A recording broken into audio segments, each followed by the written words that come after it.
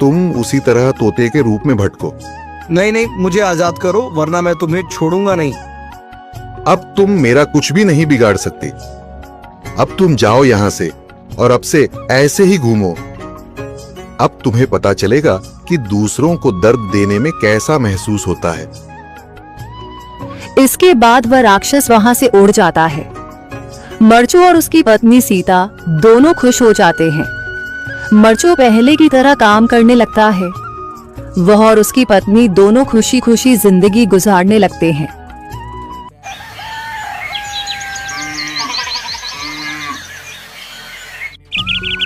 मरचू जंगल से लकड़ियां काटकर बाजार में बेचने गया, लेकिन उसे लकड़ियों के अच्छे दाम नहीं मिले। इस पर मरचू ने कहा, अरे भैया, इतने कम पैसे? इन पैसों में तो 2 वक्त का खाना भी नहीं मिलेगा। आप मुझे बहुत ही कम पैसे देते हैं। मैं इतनी मेहनत से लकड़ियां काट कर आता हूँ, लेकिन उनके पैसे मुझे बहुत कम मिलते हैं। भैया, तुम्हारी लकड़ियां होती ही इतनी कमजोर हैं कि मैं इससे ज्यादा पैसे नहीं दे सकता। तुम्हारी लकड़ियों के बस इतने ही पैसे बनते हैं। अरे भैया, कुछ ज्यादा कर दो ना। वो क्या है ना कि इन पैसों का तो कुछ भी नहीं आता। मैं अपनी जिंदगी कैसे गुजारूंगा? भैया, तुम जाकर अच्छी लकड़ियां लाओ, तभी इन लकड़ियों का अच्छा दाम मिल पाएगा, वरना इन लकड़ियों का तो यही दाम है।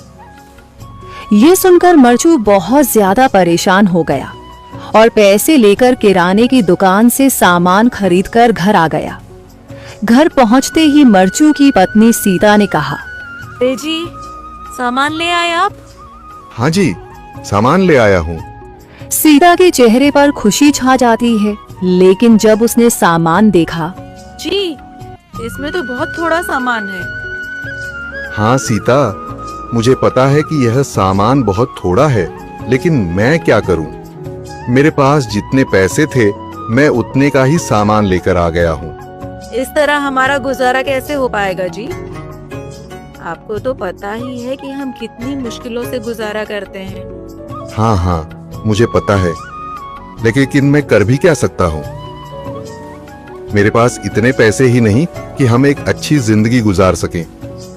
इतनी मेहनत कर रहा हूँ, लेकिन फिर भी मेहनत का फल नहीं मिल रहा।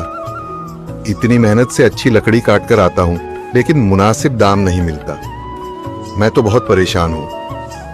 क्या करूँ? कहाँ जाऊँ? अरे जी, आप परेशान न हो, आप कोई और काम देख लें। मैंने कई बार काम तलाशने की कोशिश की, पर किसी ने भी मुझे काम नहीं दिया। ये सुनकर सीता भी काफी ज्यादा परेशान हो गई। मरचू से सीता की परेशानी नहीं देखी गई। उसने अपनी पत्नी सीता से कहा, मैं फिर से जंगल की ओर जा रहा हूँ। अरे जी, अभी मत जाइए ना, वैसे भी शाम हो रही है। आप कल चले जाइएगा, अभी मत जाइए। ठीक है, अगर तुम रोक रही हो तो मैं नहीं जाता। मैं कल चला जाऊंगा। इसके बाद मरचू गांव में घूमने के लिए चला गया। तभी उसे एक आदमी मिला और उसने कहा, कहाँ जा रहे हो भैया? और सुनाओ, क्या हाल चाल है? जिंदगी कैसे गुजर रही है? अरे भैया, तुम्हें तो पता है कि लकड़ियां काटकर कैसे गुजारा होता है। हाँ भैया, तुम सही कह रहे हो। और आसपास के जंगलों में अच्छी लकड़ियां भी नहीं है। इसके लिए तो जंगल के अंदर जाना पड़ेगा। पर जंगल के अंदर तो काफी सारे जंगली जानवर होंगे। मुझे बहुत डर लगता है भैया, मैं जंगल में कैसे जाऊंगा? हाँ भैया, जंगली जानवर तो होंगे, लेकिन अच्छी लकड़ियां तो वहीं से ही मिलेंगी।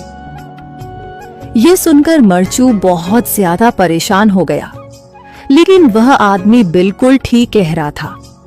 जंगल के किनारे की सारी लकड़ियां कट चुकी थीं।